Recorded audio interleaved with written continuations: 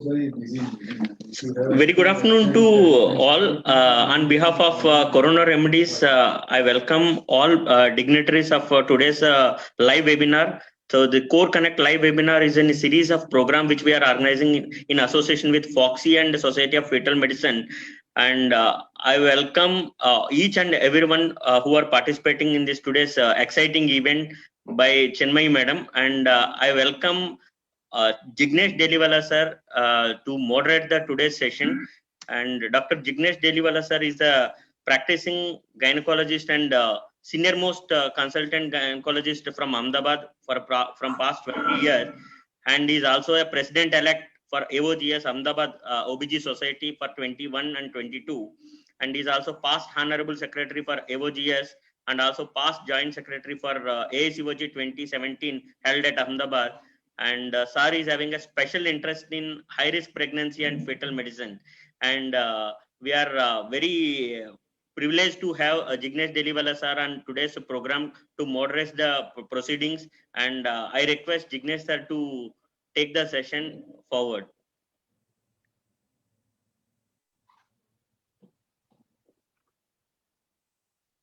Sir, you are on mute, sir. Jignesh sir, you are on mute. Good afternoon, everyone. And on behalf of Foxy, I welcome Dr. Chinmay Rath, ma'am. And everybody knows Dr. Chinmay. She is one of the best fetal medicine expert across the India. And she is also one of the Fetal Medicine Foundation approved trainer in India. And she runs the RCOG and ICOG certification course. And she is one of the director of Ian Denal School in India. She has got so many awards and publications, and she also awarded Dr. Rajat Ray Fetal Medicine Award by Foxy in 2019. And I would say she is one of the best fetal medicine expert.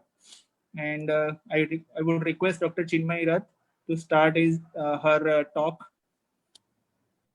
Ma'am, Thank you so much, sir. Thank you so much, sir. And it's very kind words spoken. I hope we are able to enjoy today's session the way it has been planned. Can I share my screen? Yeah, sir, just wait, madam. Jignesh sir, you can just brief about our today's chairperson, Sita Ramurthy, madam. Yeah.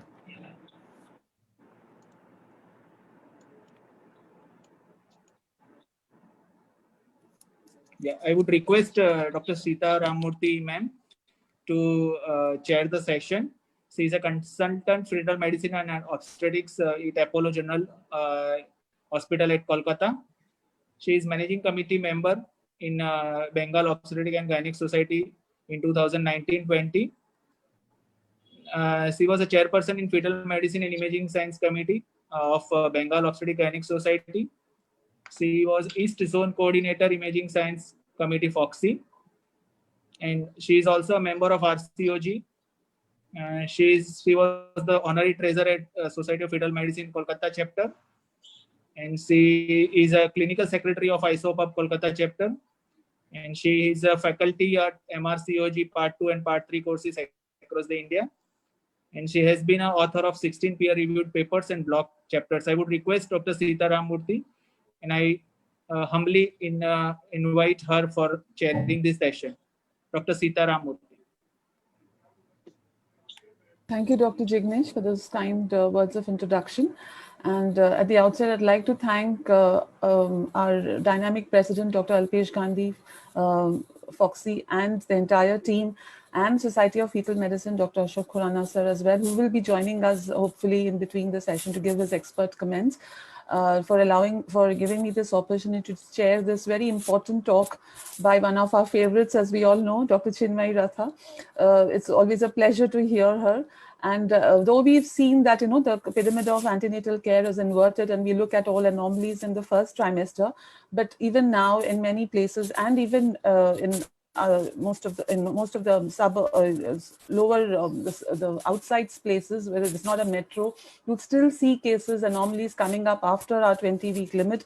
Maybe they are missed, maybe they evolve, and that's what we are going to see. What Dr. Ratha talks about it, how we need to approach them, what investigations we need to do, and what sort of counseling the couple needs so as to have a healthy baby. So without wasting any more time, over to you, Dr. Chinmay, to hear her talk on anomalies after 20 weeks or the third trimester. Thank you. Thank you. Thank you, Dr. Sita. And no one other than my fetal medicine colleagues will understand the relevance of this topic, because it's the biggest nightmare to all of us at present to encounter fetal anomalies after a gestation where we feel a bit helpless in handling or in addressing because our choices are limited. So I really thank Professor Alpesh Gandhi and the entire FOGSI team to have taken cognizance of this fact and put a topic so relevant, which says anomalies after 28 weeks, choices and counseling. So what are the choices we have, and how do we counsel a couple who, if we are faced with this kind of a situation? So if we start from the very beginning, all of us know that 2 to 3% of any pregnancies can have fetal structural anomalies, and these anomalies are the biggest cause of fetal or neonatal death or handicap. So neonatal morbidity and mortality, perinatal morbidity and mortality, the biggest cause remains structural abnormalities. Now, we know it's so common, it does cause handicap. So what is this excitement about 28 weeks? The topic has specifically said fetal anomalies at 28 weeks. Why is this excitement about 28 weeks? And how does choice and counseling depend on fetal gestational age? So 28 weeks signifies a bit of what we call as late gestation. With current day NICU facilities, this is considered a gestation at which ex utero survival is a realistic possibility. And in almost 70% of the healthcare facilities, I can say that the ex utero survival may be a reality when we look at a 28 weeks gestation. But as of today, the MTP Act allows obstetrician decided termination only to occur by about 20 weeks. That is the present MTP law. So for all practical purposes, 28 weeks anomalies are to be lived with. And that is why at 28 weeks, if there is a major fetal anomaly, what are the choices a person has? What are the things you can counsel them about? That is the whole remit of the discussion today.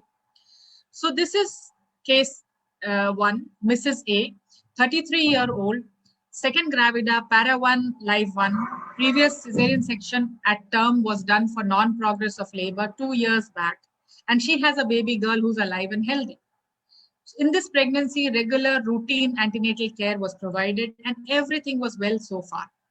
She came for a 28 weeks routine growth scan, and the result says mild ventriculomegaly in the fetal brain with the occipital horns of the lateral ventricles about 11 to 12 mm bilateral.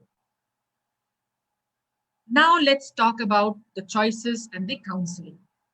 So mild ventriculomegaly is a condition which may be a normal variant, or it may be associated with neurodevelopmental dysfunction depending on the cause. So you look up literature. Whenever you find an abnormality, as fetal medicine people, we know what we do is immediately we go back and check what does literature say about it. When you look at mild ventriculomegaly, in 1998, there was this paper in AJOG. Then there was a paper in 2015, a review article, and now 2018. All of them say it could be normal, there could be many cases, and even if it is isolated, even if there is nothing else, there could be 9% risk of neurodysfunction. That was 1998. 2015, they just said it the other way around. This is Indian data published in the Society of Fetal Medicine Journal, and that says 92% have good outcome if mild and isolated cases, which again means that 8% do not have good outcome. 2018, this review article in AJOG says, in the setting of isolated mild ventriculomegaly 10 to 12 mm, the likelihood of survival with normal neurodevelopment is more than 90%, but nowhere is it 100%. So you have to be prepared that about 2 to 8 to 10% neurodevelopmental delay may be associated even with isolated mild ventriculomegaly. This is what you have to tell the couple at 28 weeks. This article says, when ventriculomegaly is identified, a thorough evaluation should be performed, including a detailed sonographic evaluation of fetal anatomy, amniocentesis for assessment of chromosomal abnormalities, and workup of fetal infection. Fetal MRI may be done to identify other abnormalities. Follow-up ultrasound should be performed to look for progression of dilatation. And in the setting of mild ventriculomegaly, what I just said, the chance of normal neurodevelopment is more than 90%. Which means after all this, also there is about 10% chance that there could be problems. But look at this, amniocentesis at 28 weeks, will we be able to do amniocentesis for chromosome abnormalities now? Does it solve any issue if we get a report at this stage? Third trimester amniocentesis are associated with a lot of fetal bleeding. MRI, you do an MRI now, you will know the extent of the problem, but will that be enough? Will they have to repeat the MRI after birth? So really, what can you offer? Mild ventriculomegaly may be a normal variant, but it may be associated with neurodevelopmental dysfunction depending on the cause. So can we reassure her that everything will be fine? Is there one test or even a set of tests which can rule out all the so-called dangerous possibilities? Is this progressive? And can we stop the progression? All of us who have dealt with this situation are hoping for other answers. But unfortunately, the answer is no, we cannot reassure her everything will be fine. No, there is no one test and no set of tests also which can rule out every dangerous possibility. Yes, it is progressive. And sadly, there is no antenatal intervention that can stop this progression. Here we are at 28 weeks with a condition that can lead to about 10% risk of neurodevelopmental dysfunction in a woman who was booked with us right from the beginning, who's had normal antenatal checkups so far, and now we are a bit speechless. So I want to ask the audience now. She's Mrs. A, 33 years, previous section, routine antenatal care, normal, now has bilateral ventriculomegaly. This is the case we just discussed. What should I do? We are discussing choices and counseling. A, we should do an amniocentesis now and check fetal chromosomes. B, we should get MRI done. C, we should send for a torch profile. D, we should send for pediatric neurology counseling. Can all of you just get onto your polls and just answer A, B, C, or D? Which one do you think is the most useful thing to do under these circumstances?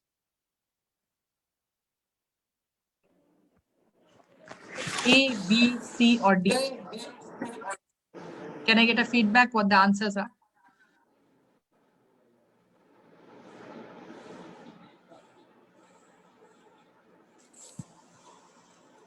Shall I display the answer results here? Yes, please. Yes.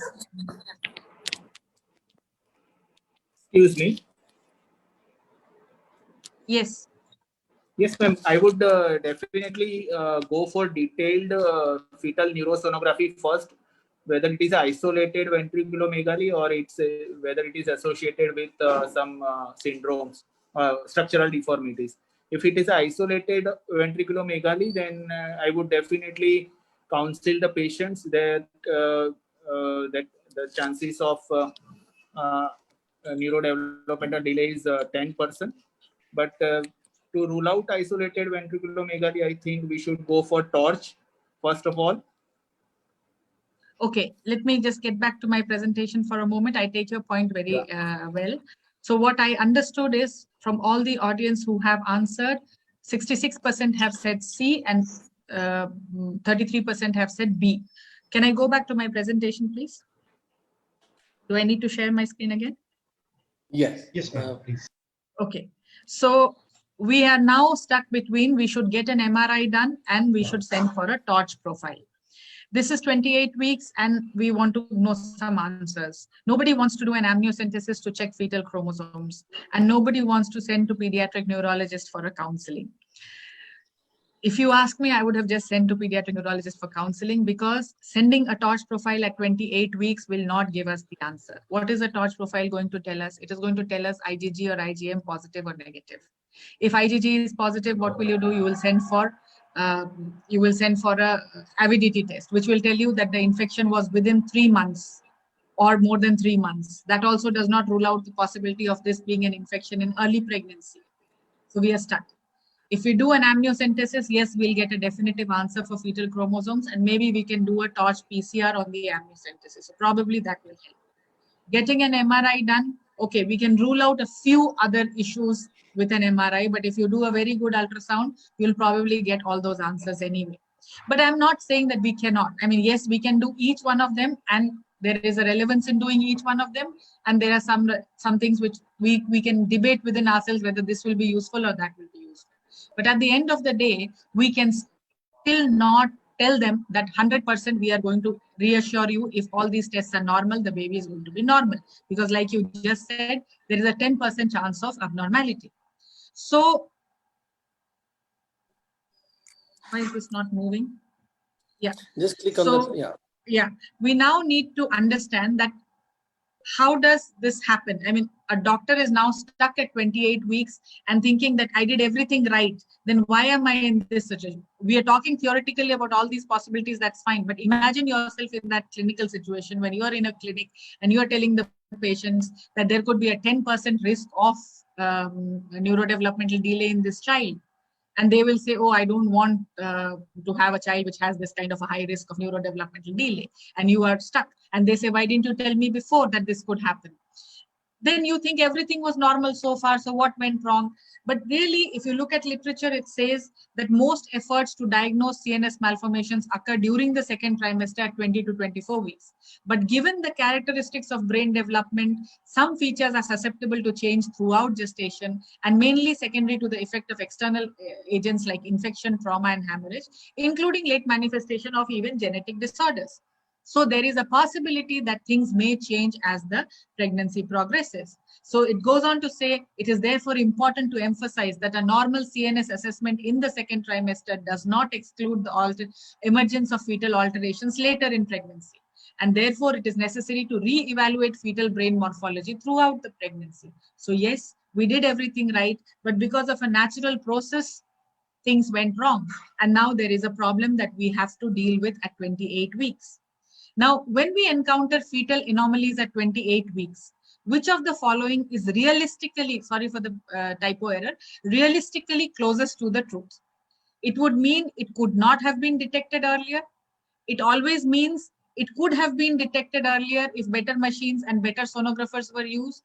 It means we should explain the situation to the patient and elaborate all possible choices, even including our helplessness at times. Or it means that the patient has no choice but to continue.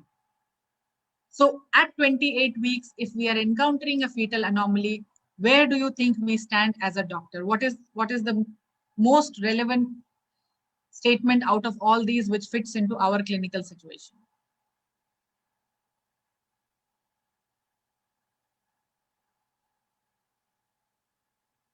Mr. Vasu, you can just tell me what is the percentage answers, that's all.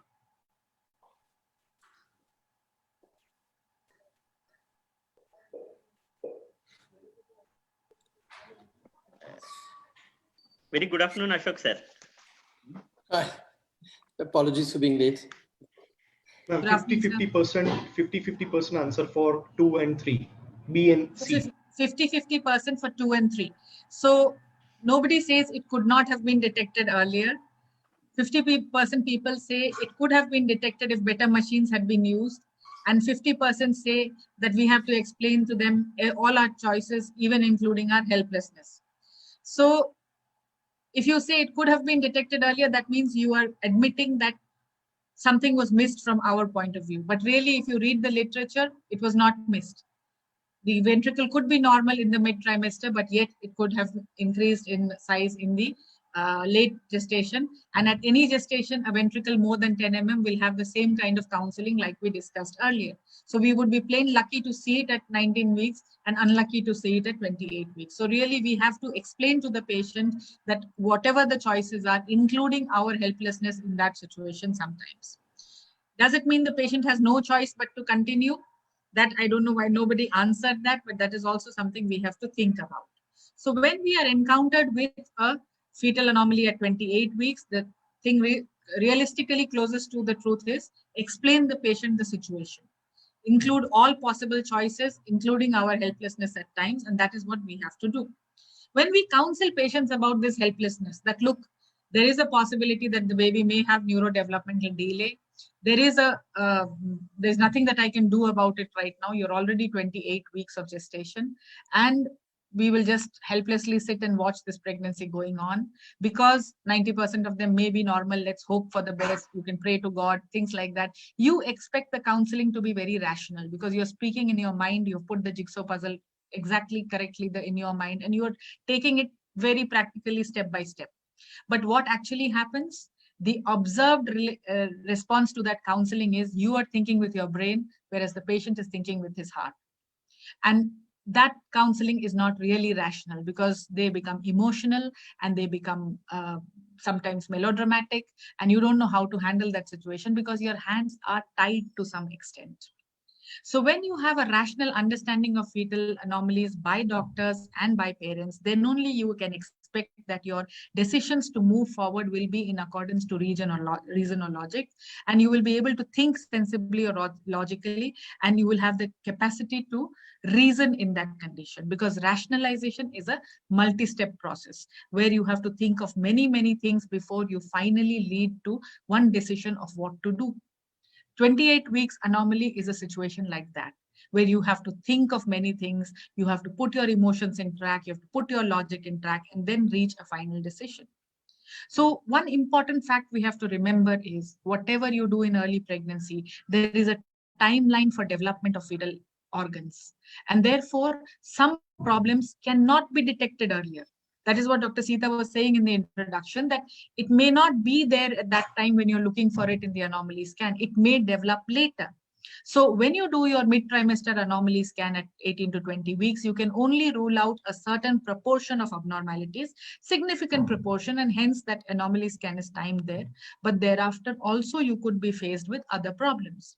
And this is a list of problems which all people who deal with fetal medicine regularly and even obstetrician would realize. Things like growth restriction, GI obstructions, hydronephrosis, ventriculomegaly, microcephaly, some things like hemifacial hypoplasia or retrognathia, and all these may become more and more apparent in the second and third trimesters, late second and third trimesters, rather than at the time when you did the 18 to 20 week scan. Not because you completely missed it at that point, but either they may be borderline or they may not have started. A GI obstruction may not have presented at that time. It may present only late. A urinary dilatation may not have happened. It may present late. So there are a number of abnormalities which have been established in literature that they present themselves later. And therefore, third trimester fetal anomalies is a reality. What we need to understand is they are of two classes. One is when it is a variable onset.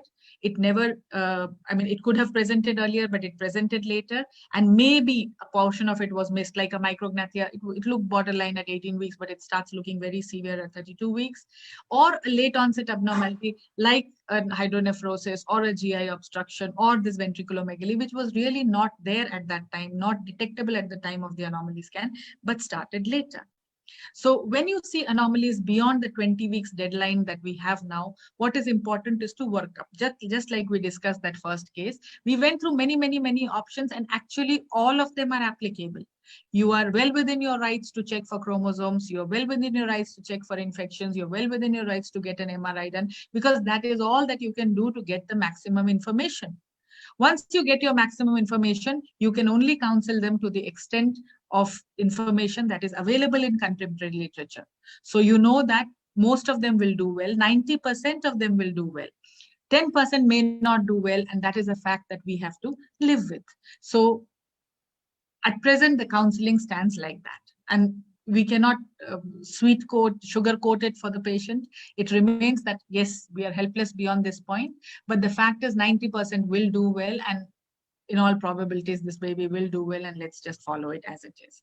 So whenever you diagnose any kind of condition in a fetus and an abnormality, what you need to do is you involve. In that case, we involve the the pediatric neurologist, who helped us give a timeline for the patient that, once the child is delivered, when do we need to see the baby after birth? What are the milestones that we will follow up? When do we do a neurodevelopmental assessment of the baby after birth so that we can reassure them that things have gone fine. So when you really cannot change anything antenatally, you have to make a timeline for them, give them some handles to hold to feel reassured, and tell them that, okay, if three months the baby starts at social smile, if starts neck holding, if that starts things at a given time, most likely things are going to be good. And you make a seamless arrangement between now and the pediatric neurologist so that this entire follow-up continues postnatally.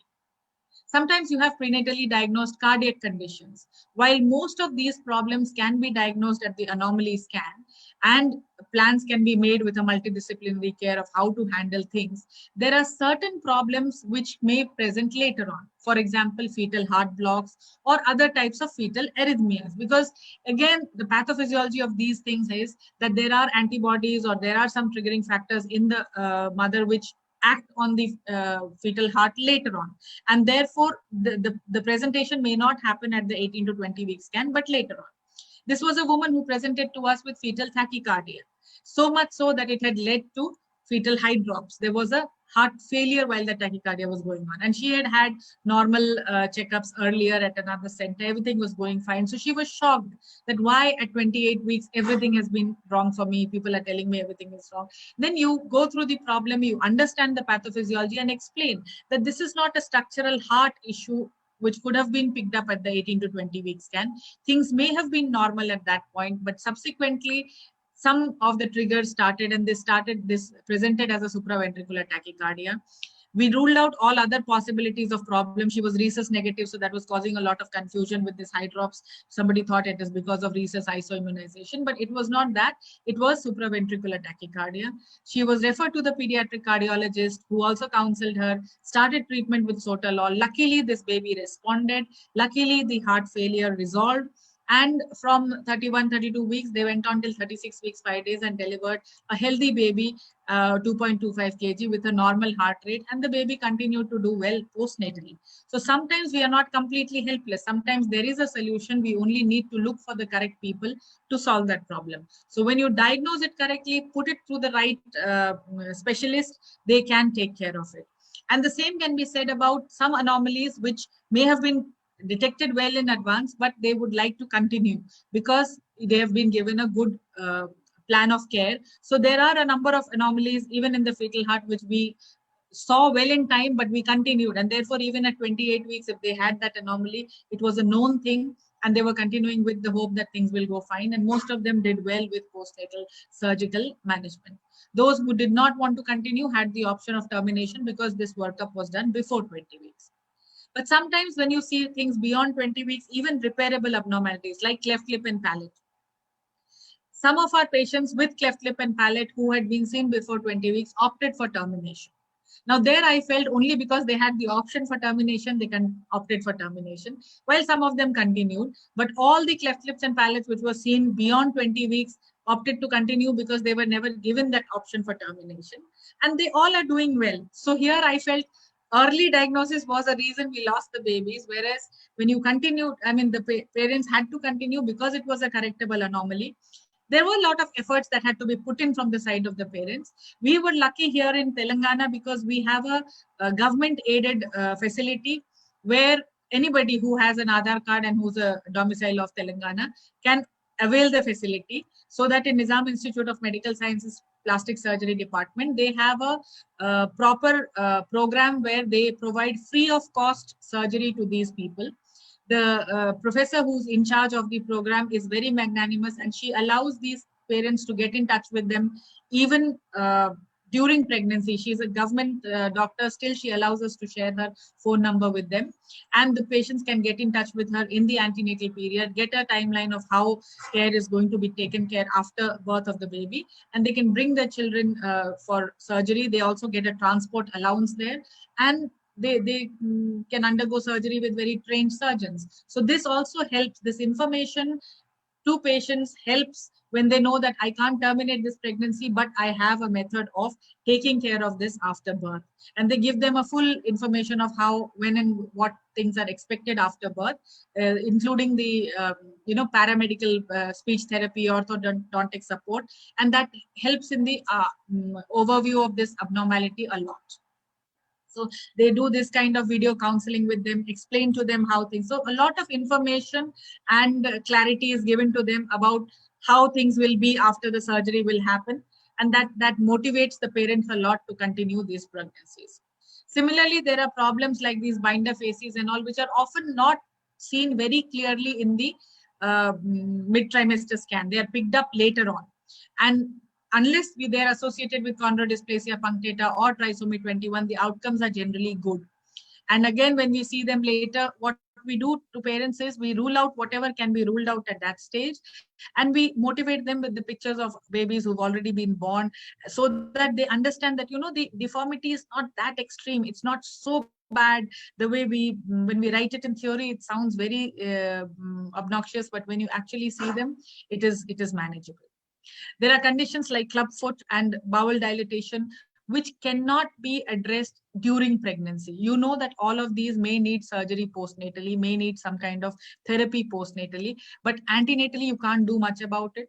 Although clubfoot is not known to be as such progressive in utero, but bowel dilatation can progress. There can be ascites inside, there can be growth restriction, there can be a lot of other problems inside.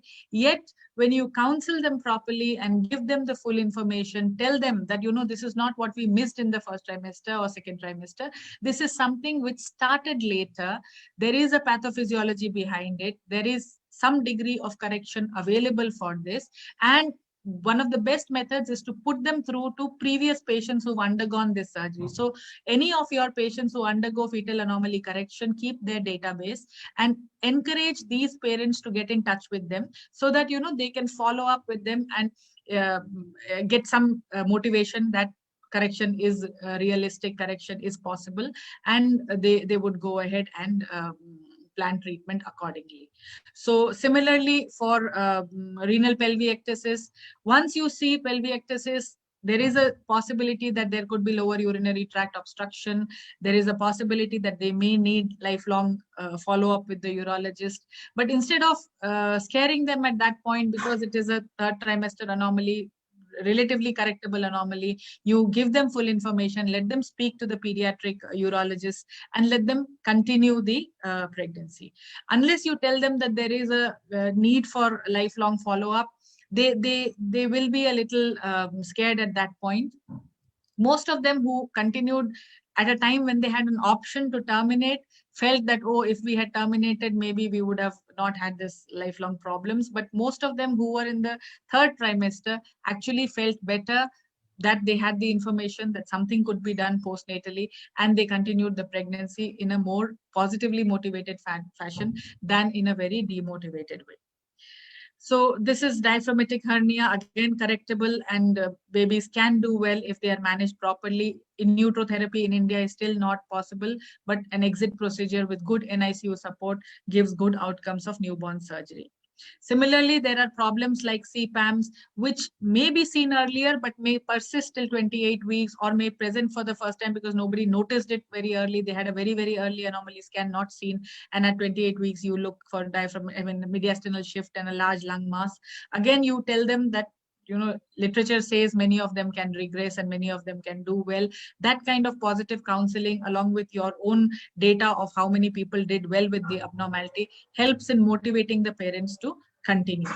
This is a case where there was a cystic, macrocystic CPAM, and because there was a risk of hydrops in this condition, and in utero drainage of the cysts was done, and this baby did well. At least we could palliate it in pregnancy, and the baby was born healthy, everything was fine. At 16 months of age, because of that, because when you drain a CPAM, you're not actually removing the entire mass, you're only decompressing the cyst which is causing pressure. So that residual mass had to be removed at the age of 16 months postnatally. And this is the picture of that removal of the 16-month-old baby, mass from the 16-month-old baby, and the baby is doing well. This kind of information, when we provide to our patients who's the next patient of CPAM who needs that counseling, it helps in motivating them and telling them that this is a realistic possibility. Now, here is a situation where a G3A2, a lady who has no live child at 34 years, at 19 weeks scan, we saw small, sort of meningocele at the lumbar region. What was thought was it was a meningocele, and there were no brain changes. The movements of the lower limbs were normal. There was no polyhydramnios, and the patient has already lost 2 babies, so she wanted to continue the pregnancy. And pediatric neurology counseling was done. They said, well, if it's a meningocele, things may be okay, and let's continue the pregnancy. So she continued the pregnancy. But then at 28 weeks, when you see there are changes in the brain, the spine doesn't look so right, there is signs of a banana cerebellum, a lemon-shaped head, and polyhydramnios, and now things have changed. Now the counseling for this patient is extremely guarded. So the prognosis for this baby has altered. At 19 weeks, when she had the option of termination, the prognosis was good, so she wanted to continue, and she was allowed to continue. But now at 28 weeks, the prognosis has completely altered, and now she is very demoralized and she wants termination of pregnancy. So my question to the audience is, what do you think is the case here? A, we should not have allowed to continue at 19 weeks. B, even now we can terminate on our own, citing a fetal anomaly. After all, it is a serious anomaly. C, individualized permissions for termination can be obtained by a legal recourse. Or D, we cannot terminate this pregnancy and the patient has to continue because she decided to continue at 19 weeks. Can I have a quick answer from all of you?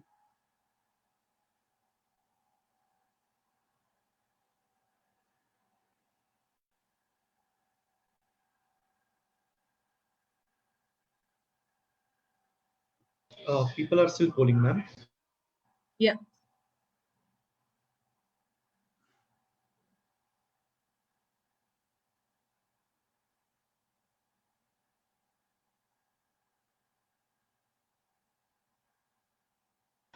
Answer C is at 100% right now.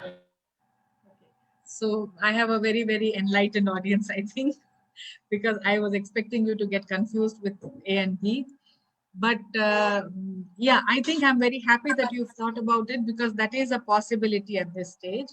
So can ultrasound detect all anomalies by 20 weeks? No. But what is important is, have we offered these scans at the right gestation age for whatever can be detected, and have those scans been done correctly and documented correctly? So the 19-week scan was done, and at that time, whatever looked like a open neural tube defect was documented. Some counseling was done.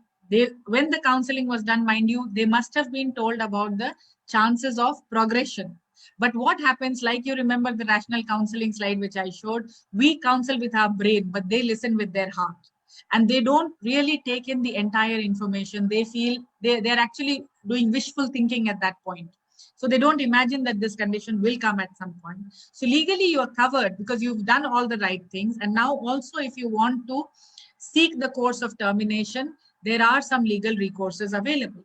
Now, the Medical Termination of Act, as it stands now, the 1971-72 Act, states that the upper limit for termination is 20 weeks for a fetal anomaly. That is how it is started. Now, it started with a lot of philosophy behind it, and there were reasons why that started. But while law is made on philosophy, what we know is science, and science is not philosophy. Science is reason, science is logic, and science is hard facts. And the hard fact is that fetal anomalies don't start before, all fetal anomalies don't start before 20 weeks. So we need to modify this MTP law for sure, and we are awaiting the modification of the MTP law. At this point, let me acknowledge the contribution of Dr. Nikhil Datar, one of our senior Foxian from Bombay, whom I also spoke with him in detail before preparing this presentation, because he's been one of the first people to petition regarding permission for a late termination. And then subsequently, we've had a lot of activity from FOGSI, from Society for Fetal Medicine, so that we are now looking at a realistic change in this MTP law. So what Dr. Datar says is that MTP beyond 20 weeks for severe anomalies and rape has been legally accepted as a reason to terminate. Mechanism is well defined, and the risk of abnormalities had made life easy. Since the law has not yet changed, the court's permission is still necessary. So that 28-week abnormal looking fetus with a severe open neural tube defect cannot be terminated by the obstetrician at her own will at all. She needs to get a court permission for that. So do not try to fool yourself by telling that, okay, it's all right, we can just start it as something and terminate it. That won't be good because it might put you in trouble. And this legal MTP course is available through these NGOs and these support groups now at almost zero cost to the patient. So we must think of taking that legal recourse whenever that is needed.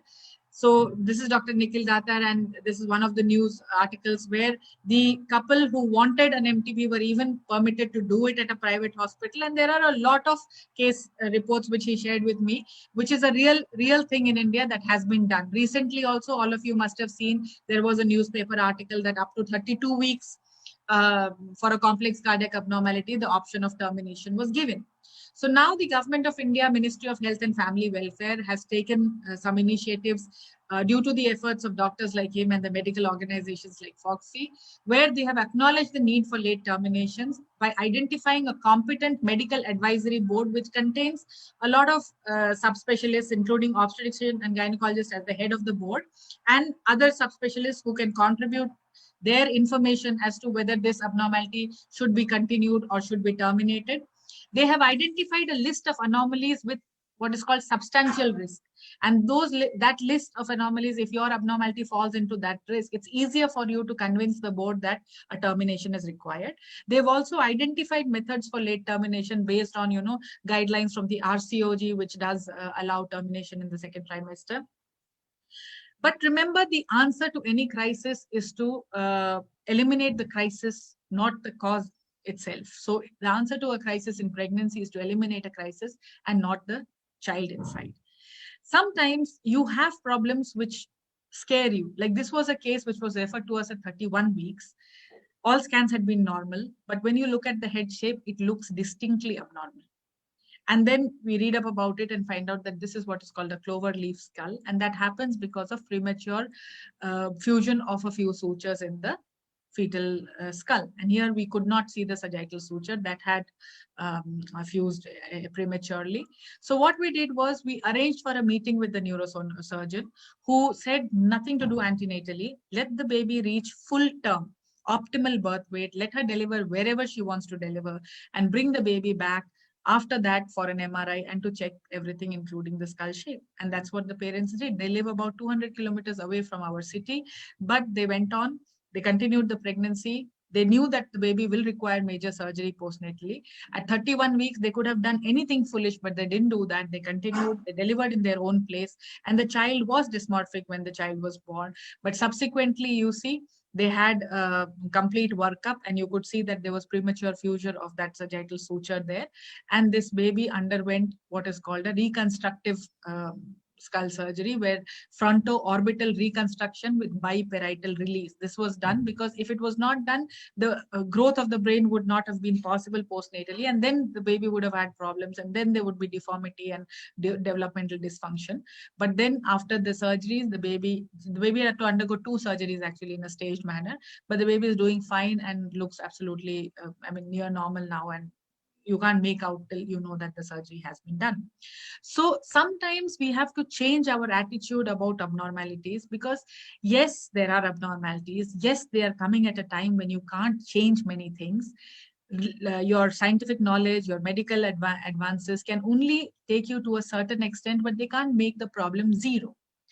This is an example I give several times, and this is a lady who's Josephine Myrtle Corbin. And if you look at her very carefully, she has 4 lower limbs. And she was a woman whose parents were, I think, doctors, and they took care of her. They didn't abandon her when she was born.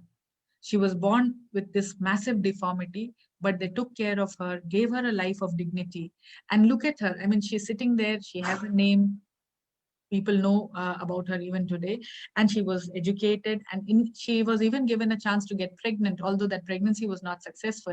But this was all published in the British Medical Journal in 1889. In 1889, if people could accept an abnormality like this and give them a life of dignity, why are we so scared of all kinds of abnormalities today? Because I have another case recently where we had a parasitic limb on the fetus, and that has been successfully removed, and the baby is doing well. I would like to present it one day. I don't have all the pictures ready right now, but I will definitely present it. Again, diagnosed at 17 weeks antenatally. Similar case, extra lower limbs. And she continued, child was born. And after birth, now, in those days, maybe pediatric surgery was not that advanced. So Josephine had to live with this abnormality. But today you can offer postnatal surgery. This is another case I always like to quote. You look at this fetus, it has no orbits. This is bilateral severe microphthalmia or even anophthalmia, you can call it. And this is a baby which was conceived by parents, both of whom were visually disabled, and they used to teach in a blind school. And do you know, even after knowing this, they decided to continue the pregnancy. They told doctor, if this is the only problem, we would like to continue the pregnancy. And this is their family. This is the first child who is also visually disabled like the parents. And this is the second child whom also I had the honor to scan, although she had good orbits. So they have a family of 4 people now, and the parents are very happy. They are taking care of their children. You know what they told me? They said, if we could lead a life of dignity and have a self-sustaining life today, I am sure we can provide that for our daughter if vision is her only handicap. And I respect this family for that. So some degree of social responsibility, some degree of dignity to anomalies is something which we all have to give if we have to make it possible for us to handle this whole enigma of fetal anomalies. Every anomaly cannot be banging on the doors of termination. Yes, the MTP Act will help us a little bit, but that's not for every abnormality. Let us learn to accept abnormality as part of human physiology. So my vision as a perinatologist in India is to help couples with diagnosed fetal anomalies to optimize further care in pregnancy and after birth, to help obtain health insurance for sick fetuses. That's another reason. Patients are unwilling to continue with anomalies or get scared with an anomaly because the cost. And there is no health insurance available for congenital anomalies as of now. So we plead to the government to think about the unmet need of the fetal healthcare allocation. Now, this is all where things go well. You know, patients want something, they get it, and they're very happy. Sometimes things are not good. Outcomes are not good. This is a couple, primi gravida, very educated couple. Both of them are engineers, spontaneous conception, and they were diagnosed with left-sided diaphragmatic hernia in the fetus at 18 weeks. The observed upon expected lung head ratio was 31%. And she was counseled. She wanted to continue the pregnancy. She continued. We said, we'll support you with patient-centered care. Whatever you want, we'll do that for you. And she was delivered at 38 weeks, 2.75 kg baby boy. But the child had severe lung hypoplasia postnatally, was given the best of neonatal care, but could not maintain saturations on the ventilator. And the surgeon said, there's no point operating this baby. So the baby died after 48 hours. Now, as the obstetrician, I was quite devastated myself. And when I went to meet her postnatally, I really asked her the question. I said, are you sure you don't regret the decision of continuing this pregnancy? Because you had it at a time when you knew you could have discontinued. But as the pregnancy progresses, things went on. And then at that time, it was a point of no return. You know, that time she didn't tell me many things. But later on, she sent me a long letter. And one of the important things there is that she said, I never regret my decision because my baby did not end up being a medical waste product of termination, but saw the light of this world. Because of that, I am a mother today and not just a woman. The fetus, which was told to be terminated by everybody, came into this world as a baby boy and has a name. Today, I have a new identity. My name is something, and I am proud of being the mother of my baby, whom she called Pradyumna at that point. And I tell you, till day, I get goosebumps when I read this letter because it has been written in sheer honesty, and it has been written in a way to wake us up that every abnormality does not mean termination. It's a woman's life. It's her choice. The parents want to continue. They want to discontinue. That is a choice that they can make. And remember, when we talk of choices and counseling, making choices isn't always easy, but then you always have a choice. Sometimes we get confused by too many choices. At that time, we have to remember that what is right is not always easy. What is easy is hardly ever right. But if you make the right choice today, it will improve your life tomorrow. So one fact that is never going to change in medicine is that while we are balancing all the odds, while we are helping the patients make the right choice, the central point of every medical decision is first do no harm. So when we advise our patients as to what is the best way of moving forward, we need time, we need patience, we need rationality on our side. We can't expect the same rationality from them because they are in that emotional turmoil. They are having the challenge to deal with questions of their unborn child. But while the fetus still does not have rights in our country, we still need to give them the complete information and let them take that decision. Should they want to discontinue, legal processes are available.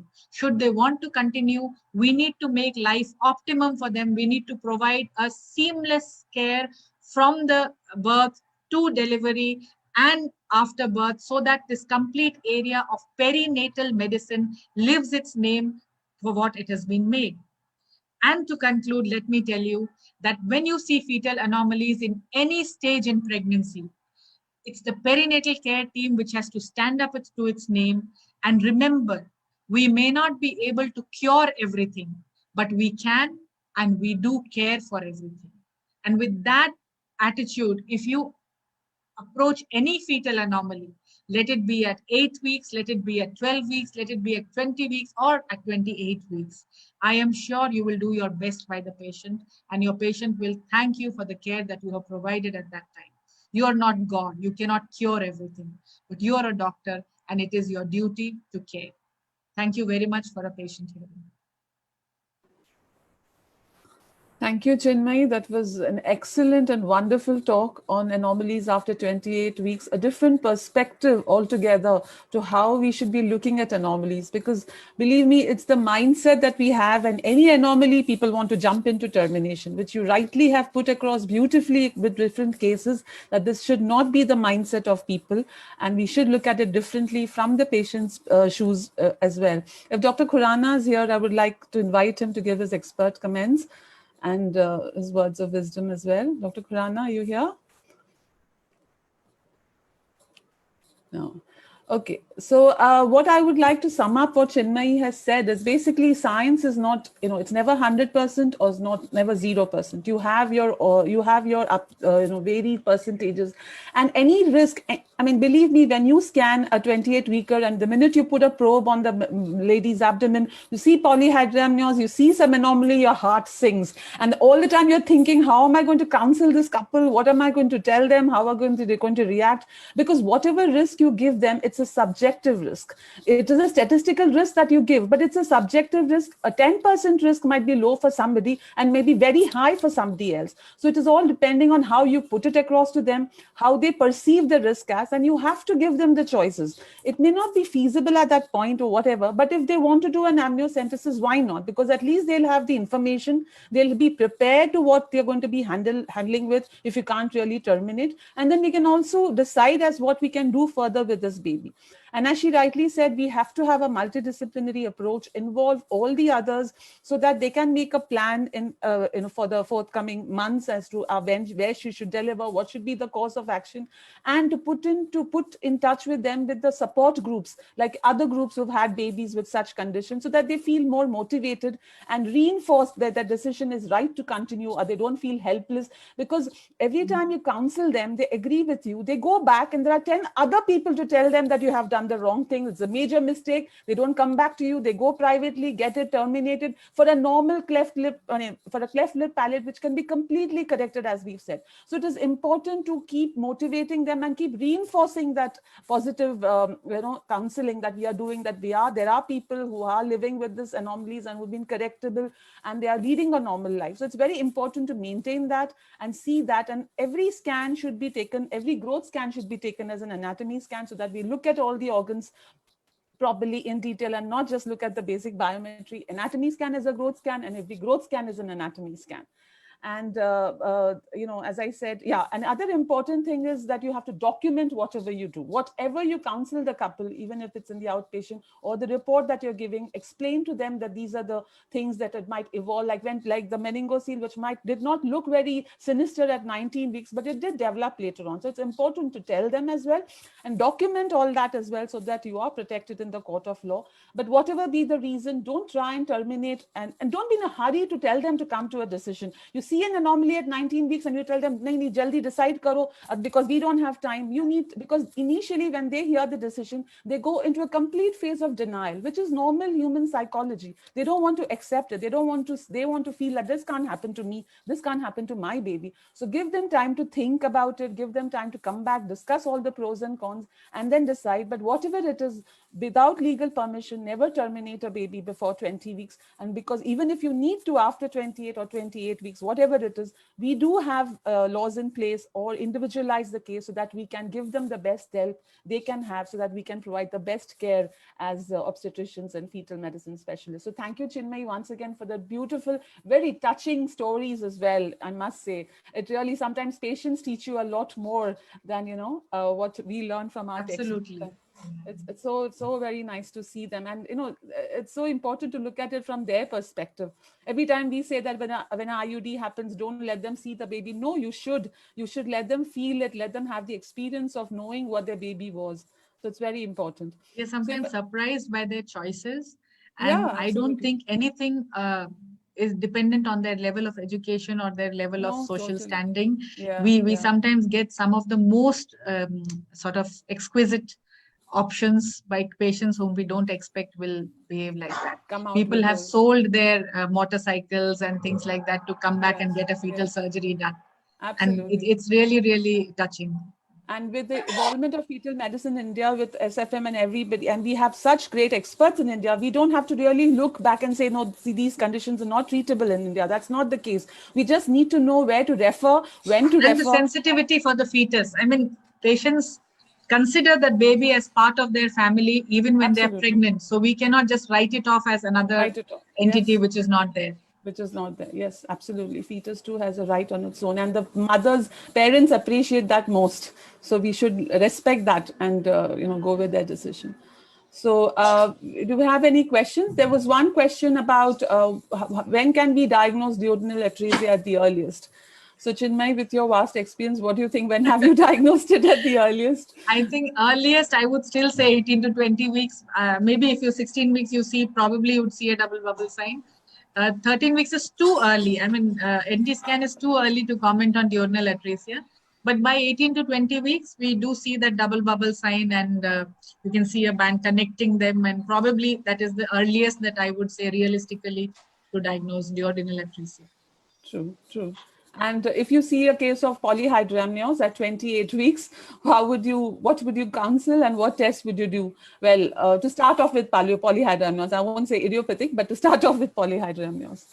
So, see, it's definitely scary when you look at polyhydramnios and suddenly, but then go step by step.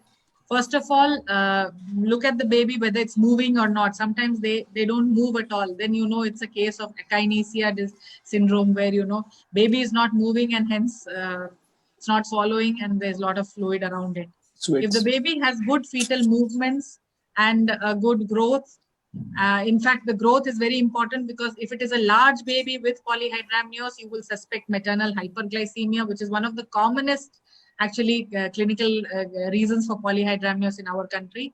If the baby is not growing very well and there is polyhydramnios and it is moving very well, that is the tricky bit, and you don't want to be in that situation at that time because it's probably some chromosomal or genetic syndrome, and that baby usually will have a poor outcome because it doesn't add up. A baby which is not growing very well and still has a lot of fluid either has a genetic syndrome where it's producing a lot of fluid or has some problem where it is unable to manage those electrolytes.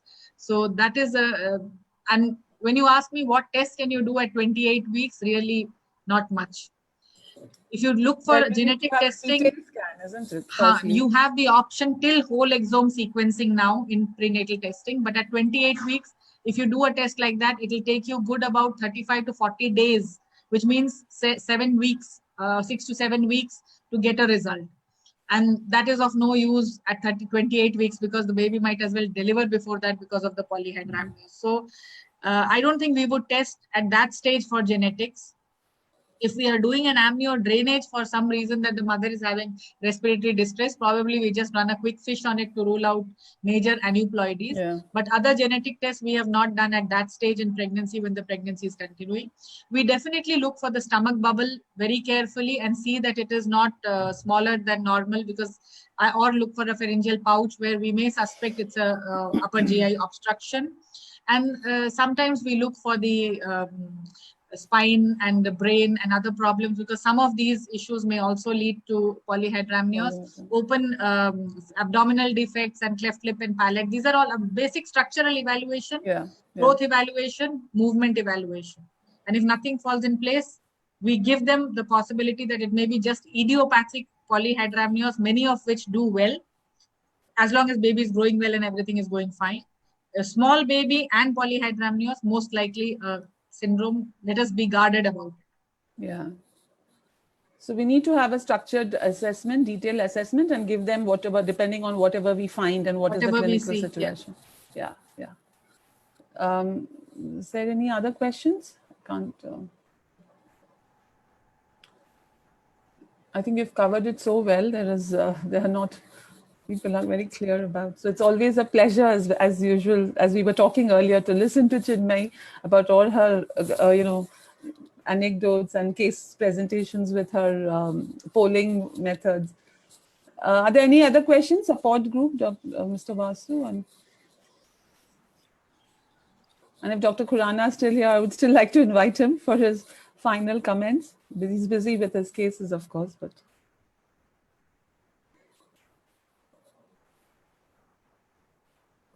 I think Dr. Jignesh is here, so he can tell us. Yeah, Dr. Jignesh, you want to add on to something? Yes, ma'am. Right. So it was almost fully covered the late evolving anomalies, and I think you are one of the best. So I think there would be no question. But I would suggest that whenever we counsel the patient, that if the polyhydramnios case you have just described, that at least we can store the amniotic fluid for future DNA, or if the patient is not willing to spend so many monies on genome whole genome sequencing and all like that, we would not know whether they can in future can evolve that they need some DNA testing later on in second pregnancy. No, that makes sense, because once you are taking an amniotic fluid sample, it is clean DNA. So in case for any reason we are already doing the amniotic fluid sampling, storing a bit of amniotic fluid is always a good idea. Yeah.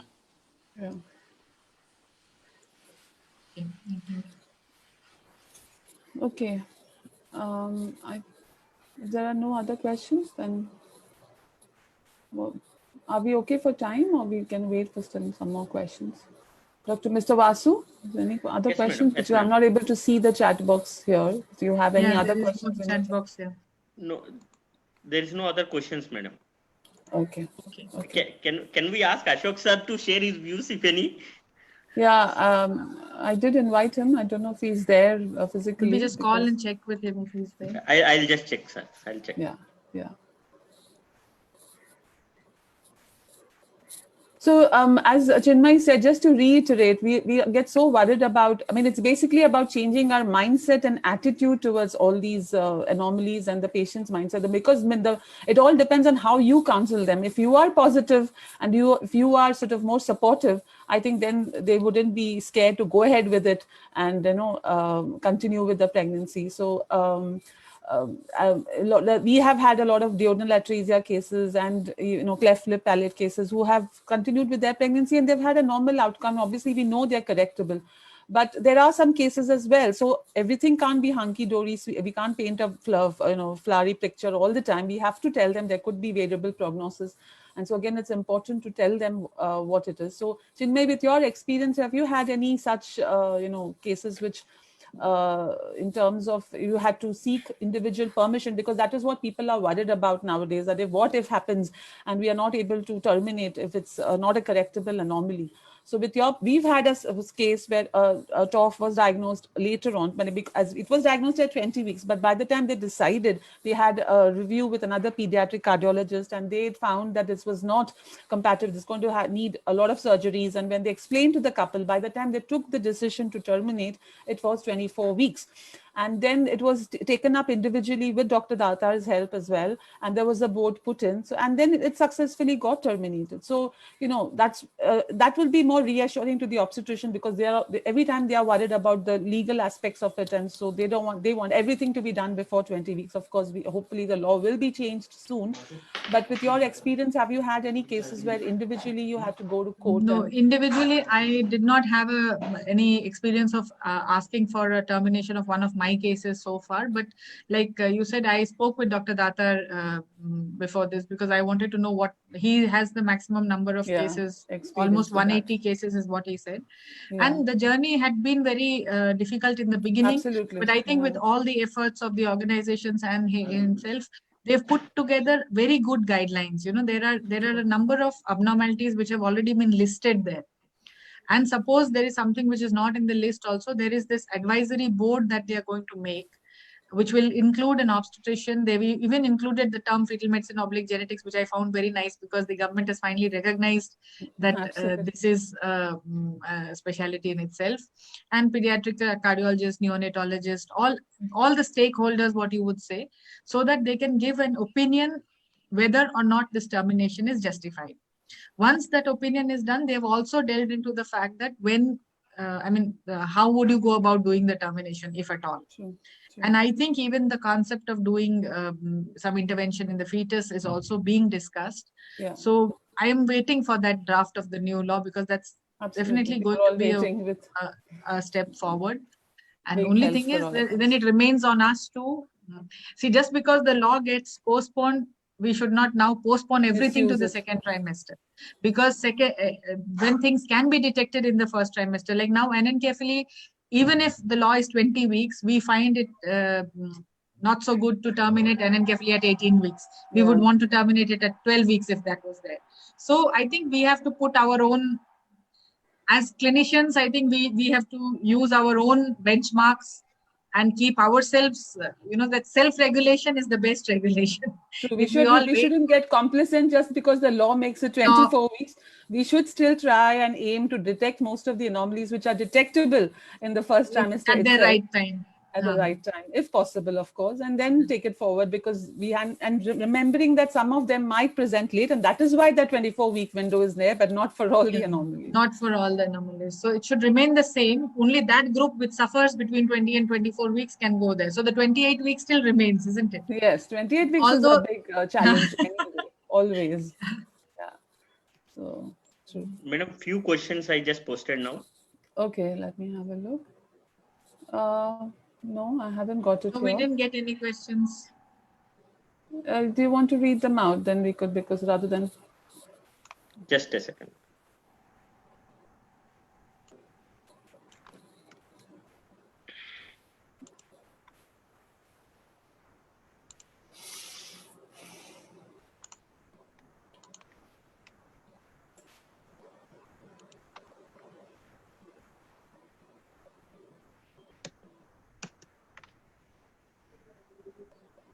Right. Congratulatory messages. And I think it's a comment that dynamic balance among scientific, social, emotional aspects to take care of pregnant women. Absolutely. Yeah. Thank you. Thank you so much. Achondroplasia, 28 weeks. Mm. Now, again, this is a tricky one, because achondroplasia, sometimes if you are aware and you have checked it earlier, you'll probably have seen that there were short, long bones and things like that. But sometimes we take those short, long bones as physiological in the early mid-trimester, because it may not be that severe in mid-trimester. When you look back retrospectively, there will be a lot of things that can be said, oh, this should have been checked, that should have been checked. But it's a fact that many times it is overlooked in the second trimester. And only in the third trimester, you start noticing this severe disparity in the development of the bones. Now, here again, I would like to bring out my point about it. I have a couple who both are achondroplasics. They are both achondroplasics, and they had the first child. They didn't do any testing. They work for the,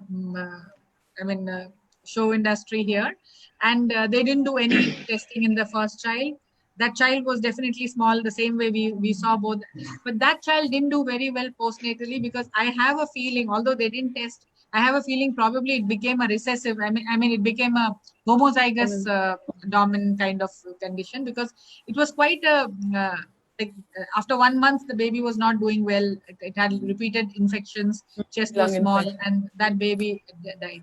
Subsequently, they had another pregnancy, and how much ever I told them, they did not do genetic testing. And that one, we continued looking at that baby, and the baby is fine, and she's delivered about 2 months back. It is achondroplasic for sure. Parents are also achondroplasic, and they are okay, because there was a 50% chance of having achondroplasia, and they went on and had that. So, but in people who have normal stature, to have that first child with achondroplasia is again very disturbing. So here I would say, if they're very worried because there's a fixed test for achondroplasia, we can go ahead and test for that FGFR mutation. And should they completely not be in sync of continuing, maybe approach the court about this part. But getting a permission would be a little difficult, because there are so many achondroplasics with normal life that convincing somebody for a termination would only be based on the mother's and the father's this thing. True. So with short long bones, it's always important to first look at the mother and father, look how they are first, whether it could be constitutional before you actually want to label them as anything. Exactly. So that is the reason we would miss it in the earlier phase, and we could pick it up later. But here, a genetic workup might help, but time is of crucial importance here. So at 28 weeks, if you do a testing and you get the report by 32 weeks, again, whole process is very painful. True. But that's what you can do if you want to. And there's another question about megacystis. Megacystis depends when you see it. So ideally, you should see it earlier in pregnancy, and then you will work up for aneuploidy and anomaly as such. Suppose megacystis starts only in the third trimester, where for the first time you are seeing the bladder being very big. Then you start suspecting lower urinary tract obstruction, like posterior urethral valves and things like that. If these valves present later, and you just have megacystis or a degree of hydronephrosis, they may actually do well, because most of the posterior urethral valves, most of these fetal anomalies while we were doing our MBBS were surgical cases. They were presenting to us in the pediatric surgery units. Cystic hygroma was a brilliantly transilluminant swelling on the side of the cheek of the baby, where you would put your torch and see that pink color, and the baby would undergo surgery, and then she would be fine after some time. Today, cystic hygroma is not, it just does not survive pregnancy with ultrasound. So that kind of megacystis, which presents later on in pregnancy, could be just the first sign of a structural abnormality in the lower urinary tract, and that can be compatible with postnatal surgery and correction. Unless that megacystis leads to severe oligohydramnios or something, there is no role of an fetal intervention. The intervention is also very drastic, as what has been suggested now is to do a fetoscopic endoscopic fulguration of those valves, which is done very much. It's given in literature, but again in the best of the best centers and very, very limited availability to such expertise. So I would take megacystis on the merit of when it presents and to what extent it's changing the in utero environment. If it presents at 28 weeks for the first time, I think I would give them a good prognosis and wait and watch. Be prepared for postnatal workup. So we have Dr. Khurana with us, and before he leaves, we want to quickly take advantage and please. Sorry, I got held up with something. No, that's okay. That's okay. So we would want you to have your expert comments and. I'm just so happy that all the points that we always consider in what we call a late onset anomaly, as I prefer to call them. I don't like to call them anomalies that were discovered late, because our patients seem to have a very litigant mindset now.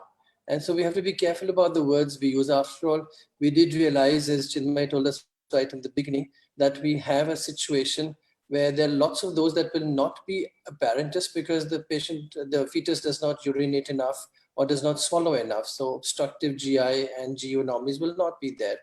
The corpus callosum will be missed at 18, 19 weeks and so on. And so these late discovery or anomalies will require a completely different approach. And we have some which can be handled, some which cannot be handled. We cannot give our patients any guarantees. And that again, you'd highlighted so beautifully that, look, we have to learn to accept that in biology we have shades of gray, which will always interfere with the kind of counseling that we give. We cannot play God all the time. We really have to play human to human. We have to show empathy and passion, certainly, and we have to paint the brighter side 90% of the times. But we can't ever overemphasize the fact that there would be a 10% that would do badly.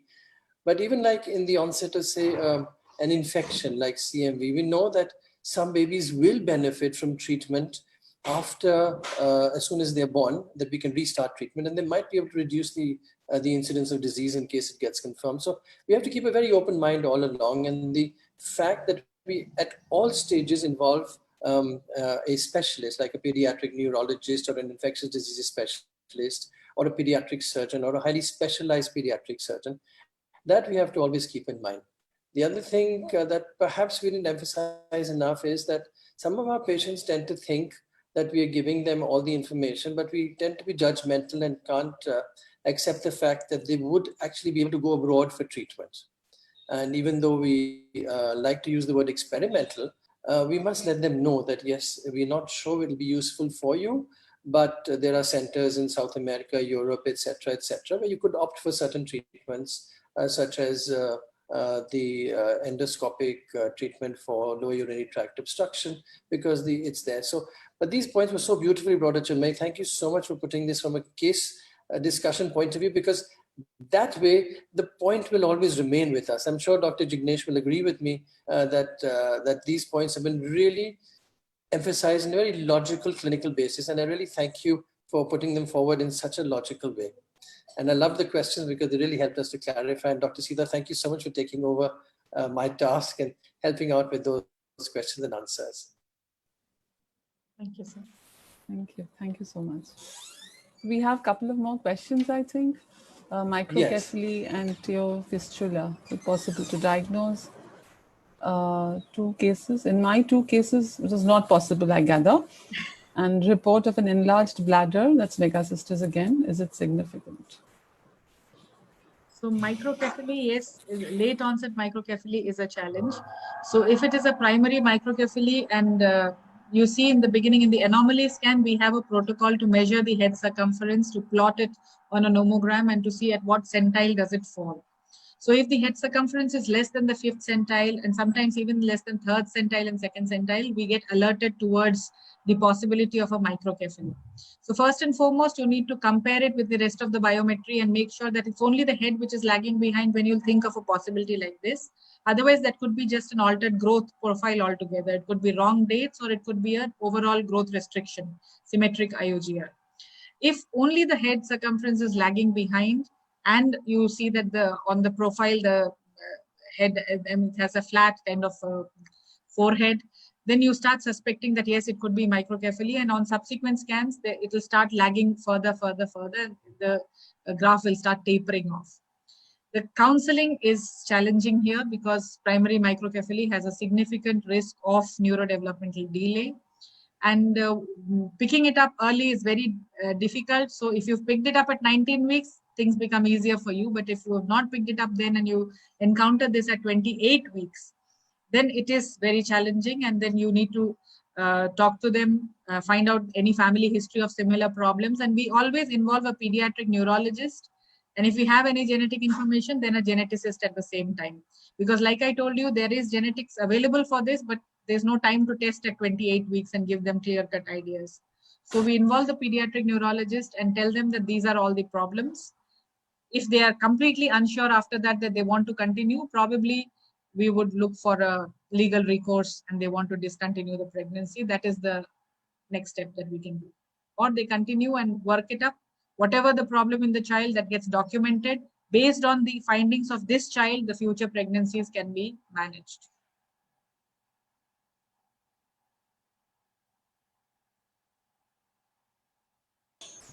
If I may add, Yes, we do analyze some of these with an MRI, and the tendency that we realized recently is that to do an MRI on an infant involves general anesthesia. And so it's sometimes wiser at term to do an MRI, because a fetal MRI is logistically much easier than a neonatal MRI. We don't need anesthesia. We do it in the afternoon when the baby is most likely to be completely non-motion. And it really gives us a lot more answers at that time. And then again, to emphasize, like you said, that there could be a genetic underlying cause, and it's much easier to work on amniotic fluid and send it across so that you get a better idea about early infant intervention in case there is no problem, or the fact that it might be a hopeless situation and then the parents can decide accordingly. I mean, in a lot of these situations, one would like to avoid a cesarean section in terms of the delivery, like we'd heard earlier, that we'd rather do a non-operative delivery.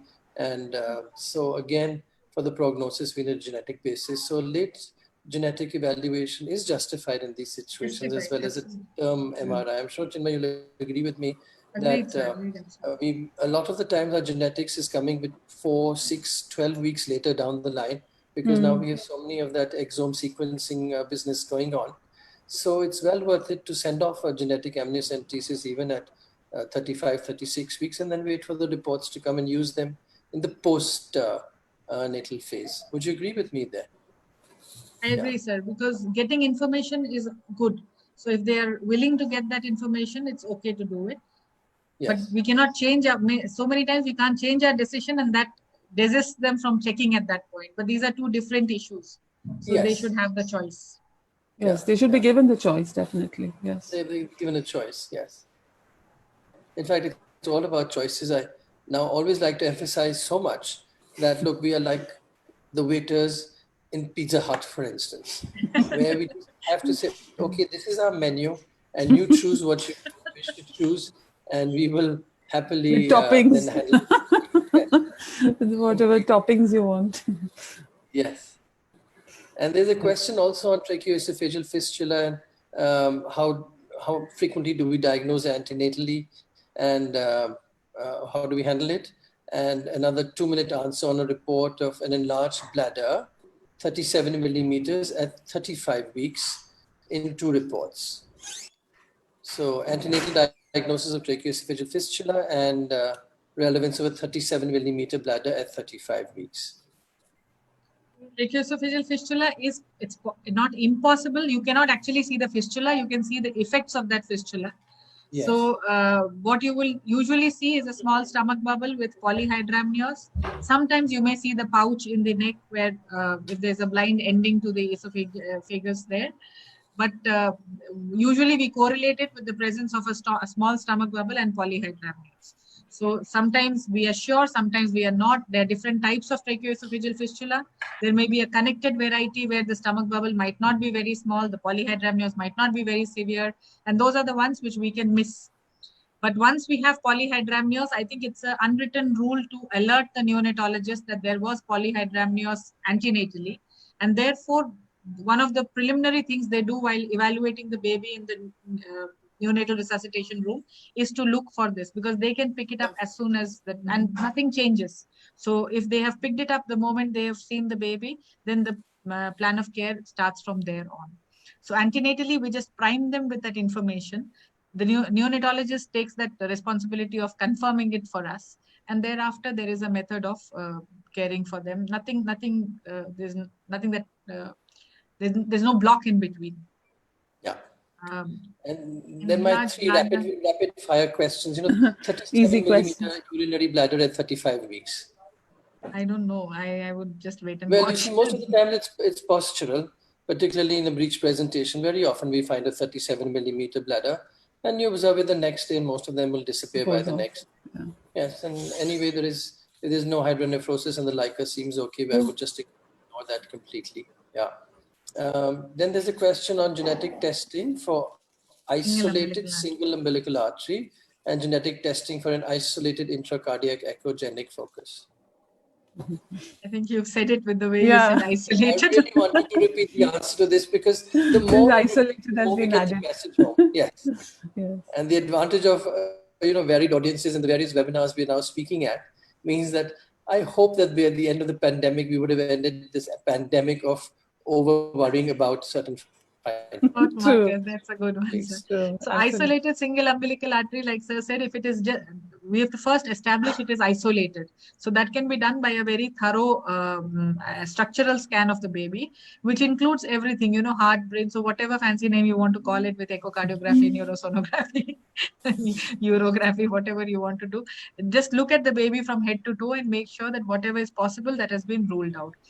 Despite that, connected tracheoesophageal fistulas, anorectal malformations may not be ruled out by antenatal ultrasound, and that needs to be told to them at least once, because even if you see the perianal muscle complex, even if you try and see everything, a small imperforate annus may still be there sometimes. So it's a good idea to mention it.